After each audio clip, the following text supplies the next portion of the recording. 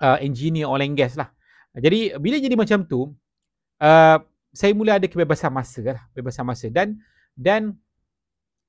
cumanya ramai orang tanya cara dia macam mana. Okay, kita jangan pilih bisnes ikut populariti. Kita jangan pilih bisnes ikut orang kata senang ke susah. Cakap-cakap orang. Kita jangan pilih bisnes orang cakap, okay, orang bisnes ni dah ramai orang buat. Itu bukan kriteria dia. Kriteria dia ialah bila kita buat jualan, walaupun bisnes tu banyak persaingan, boleh tak kita simpan, kekalkan jualan itu daripada pelanggan itu. Itu paling penting. Kan, kalau kita buat bisnes yang orang tak pernah buat pun, kalau orang tu beli sekali je barang tu, letih kita setiap bulan nak kena cari pelanggan baru.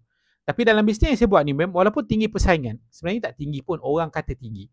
Tapi pelanggan tu kita boleh kekalkan dia. Ada pelanggan saya yang masih stay daripada 2013 sampai sekarang, 2014 sampai sekarang.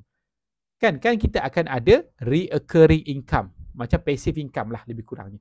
So itu elemen yang penting untuk you build satu income tambahan yang stable.